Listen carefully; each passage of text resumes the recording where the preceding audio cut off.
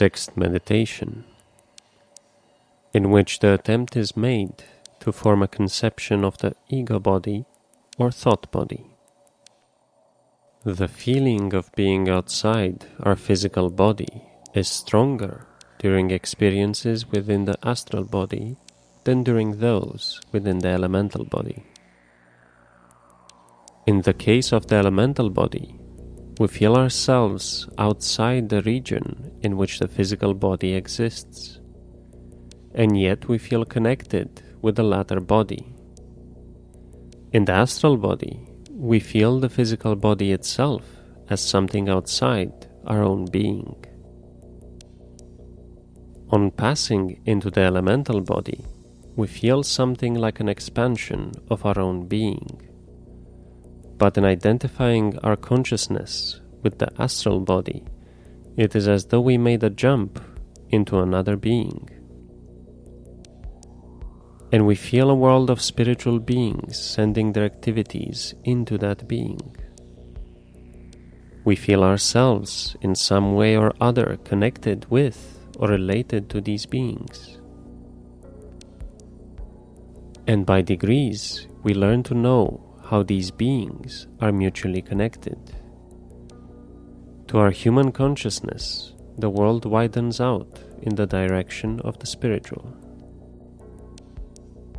We behold spiritual beings, for example, who bring about the succession of epochs in the development of mankind, so that we realize that the different characters of the different epochs are, as it were, stamped upon them by real spiritual entities.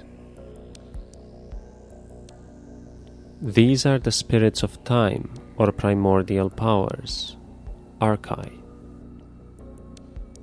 We learn to know other beings whose psychic life is such that their thoughts are at the same time active forces of nature.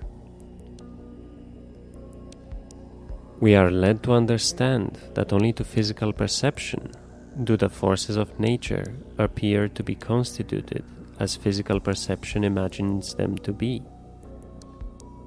That in fact, everywhere where a force of nature is acting, the thought of some being is expressing itself just as a human soul finds expression in the movement of a hand.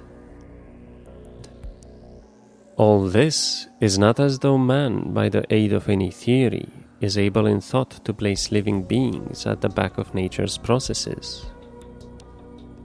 When we realize ourselves in our astral body, we enter into quite as concrete and real a relation to those beings as that between human individuals in the physical world.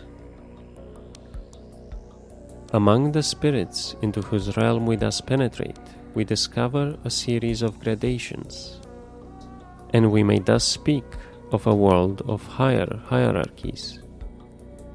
Those beings whose thoughts manifest themselves to physical perception as forces of nature, we may call spirits of form. Experience in that world assumes that we feel our physical being as something outside us. In the same way as in physical existence, we look upon a plant as a thing outside ourselves. We shall feel this state of being outside all that in ordinary life must be felt as the whole compass of our own being, as a very painful one, so long as it is not accompanied by a certain other experience. If the inner work of the soul has been energetically carried on and has led to a proper deepening and strengthening of the life of our soul, it is not necessary that this pain should be very pronounced. For a slow and gradual entrance into that second experience may be accompanied simultaneously with our entrance into the astral body as our natural vehicle. This second experience will consist in obtaining the capacity for considering all that which before filled and was connected with our own soul as a kind of recollection, so that we stand in the same relation to our own former ego as we do to our recollections in the physical world. Only through such an experience do we attain to full consciousness of ourselves as truly living with our own real being in a world quite different from that of the senses. We now possess the knowledge that that which we carry about with us and have hitherto considered as our ego is something different from what we really are. We are now able to stand opposite to ourselves, and we may form an idea concerning that which now confronts our own soul, and of which it formerly said, "That is myself." Now the soul no longer says, "That is myself," but I am carrying that something about with me. Just as the ego in our ordinary life feels independent of its own recollections, so our newly found ego feels itself independent of our former ego. It feels that it belongs to a world of purely spiritual beings. And as this experience, a real experience, no mere theory, comes to us, so we realize what that really is, which we hitherto considered as our ego. It presents itself as a web of recollections, produced by the physical, the elemental, and the astral bodies, in the same way as an image is produced by a mirror. Just as little as a man identifies himself with his rejected picture, so little does the soul, experiencing itself in the spiritual world, identify itself with that which it experiences of itself in the world of the senses. The comparison with the rejected image is of course to be taken merely as a comparison. For the reflected image vanishes when we change our position with regard to the mirror. The web, woven of recollections and representing what we in the physical world consider as our own being, has a greater degree of independence than the image in the mirror. It has in a certain way a being of its own, and yet to the real being of the soul it is only like a picture of our real self. The real being of the soul feels that this picture is needed for the manifestation of its real self. This real being knows that it is something different, but also that it would never have attained to any real knowledge of itself if it had not at first realized itself as its own image within that world, which, after its ascent into the spiritual world, becomes an outer world.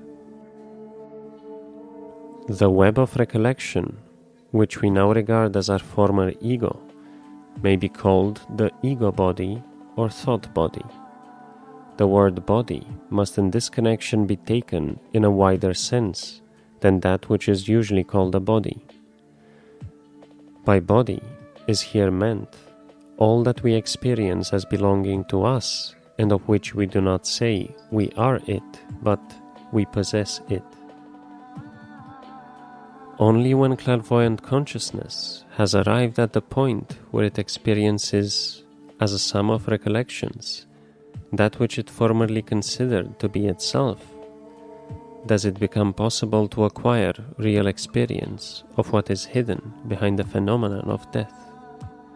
For then we have arrived at a truly real world, in which we feel ourselves as beings who are able to retain, as though in a memory, what has been experienced in the world of the senses. This sum total of experiences in the physical world needs, in order to continue its existence, a being who is able to retain it in the same way in which the ordinary ego retains its recollections. Supersensible knowledge discloses that man has an existence within the world of spiritual beings, and that is he himself who keeps within him his physical existence as a recollection. The question, what after death will become of all that I now am, receives the following answer from clairvoyant investigation. You will continue to be yourself just to that extent to which you realize that self to be a spiritual being amongst other spiritual beings. We realize the nature of these spiritual beings, and amongst them our own nature. And this knowledge is direct experience. Through it, we know that spiritual beings, and with them our own soul, have an existence of which the physical existence is but a passing manifestation. If to ordinary consciousness it appears, as shown in the first meditation, that the body belongs to a world whose real part in it is proved by its dissolution therein after death, clairvoyant observation teaches us that the real human ego belongs to a world to which it is attached by bonds quite different from those which connect the body with the laws of nature. The bonds which attach the ego to the spiritual beings of the supersensible world are not touched in their innermost character either by birth or by death. In physical existence, these bonds only show themselves in a special way. That which appears in this world is the expression of realities of a supersensible nature. Now, as man as such is a supersensible being, and also appears so to supersensible observation, so the bonds between souls in the supersensible world are not affected by death. And that anxious question which comes before the ordinary consciousness of the soul in this primitive form, shall I meet again after death those with whom I know I have been connected during physical existence, must by any real investigator who is entitled to form a judgment based upon experience be empathically answered in the affirmative. Everything that has been said of the being of the soul experiencing itself as a spiritual reality within the world of other spiritual beings may be seen and confirmed if we strengthen the life of our soul in the way mentioned before. And it is possible to make this easier and to help oneself along by the development of special feelings. In ordinary life, in the physical world, we take up such a position to all that we feel to be our fate as to feel sympathy or antipathy for different occurrences. A self-observer who is able to remain quite unbiased must admit that these sympathies and antipathies are some of the strongest that man is able to feel. Ordinary reflection upon the fact that everything in life is a result of necessity and that we have to bear our fate may certainly take us a long way towards a deliberate attitude of mind in life. But in order to be able to grasp something of the real being of man, still more is required. The reflection described will do excellent service in the life of our soul. We may, however, often find that those sympathies and antipathies of the kind mentioned, which we have been able to discard, have only disappeared from our immediate consciousness.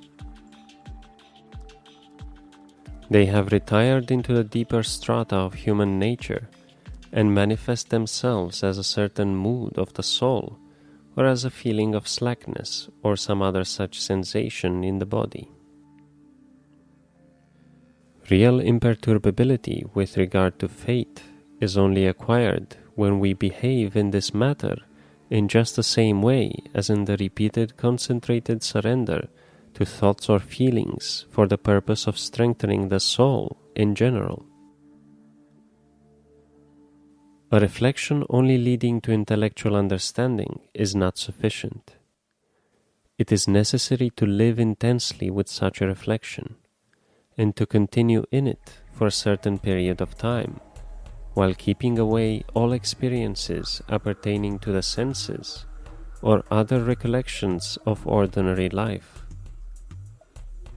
Through such exercises, we arrive at a certain fundamental attitude of mind towards fate. It is possible radically to do away with sympathies and antipathies in this respect, and finally to consider everything that happens to us quite as unconcernedly as an observer watches water falling over a mountainside and splashing down beneath. It is not meant that in this way we ought to arrive at facing our own fate without any feelings whatever. One who becomes indifferent to anything that happens to him is surely on no profitable track. We certainly do not remain indifferent to the outer world with regard to things not touching our own soul as part of our fate. We look upon things happening before our eyes with pleasure or with pain. Indifference to life should not be sought when we strive after supersensible knowledge, but transformation of the direct interest that the ego takes in its own fate. It is quite possible that by such transformation, the vividness of the life of feeling is strengthened and not weakened. In ordinary life, tears are shed over many things that happen to our own soul in the way of fate. We are, however, able to win our way to a standpoint where the unfortunate fate of others awakens in our soul the same keen interest and feeling as are induced by our own unhappy experiences. It is easier to arrive at such a standpoint with regard to misfortunes that fate brings us than, for example, with regard to our mental capacities.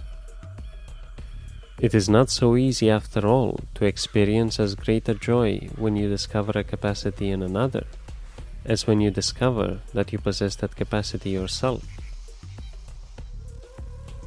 When self-observation strives to penetrate into the depths of the soul, much selfish satisfaction with many things which we can do ourselves may be discovered. An intense, repeated meditative union with the thought that in many instances it is quite indifferent to the course of human life whether we ourselves or others are able to do certain things may carry us a long way towards true imperturbability with regard to that which we feel to be the innermost working of fate in our own lives. Such inner reinforcement of the life of our soul by steeping it in thought, when rightly done, can never lead to a mere blunting of our feeling for our own capacities.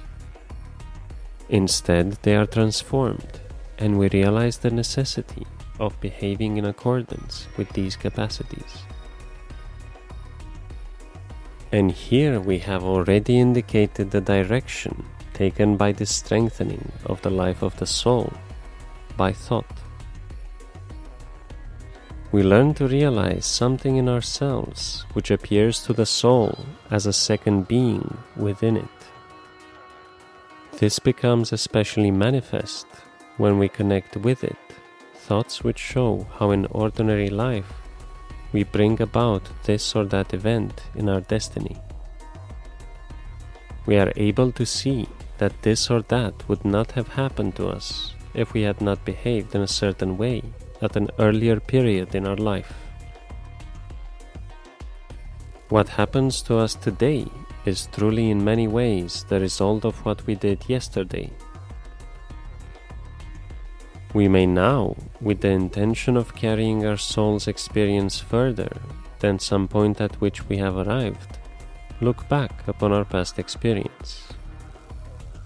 We may then search out all that shows how we ourselves have prepared our later destinies. We may try in so doing to go back so far as to reach that point where the consciousness awakens in the child, which enables it later in life to remember what it has experienced. If we set about this retrospect in such a way that we combine with it an attitude of mind which eliminates the usual selfish sympathies and antipathies with regard to occurrences in our own destiny. Then, having reached in memory the above-mentioned point in our childhood, we face ourselves in such a way as to be able to say, at that time the possibility of feeling ourselves in ourselves and of conscious work upon the life of our soul first presented itself. But this ego of ours was there before, and it, although not working consciously within us, has brought us our capacity for knowledge as well as everything we now know. The attitude towards our own destiny just described brings about what no intellectual reflection is able to produce.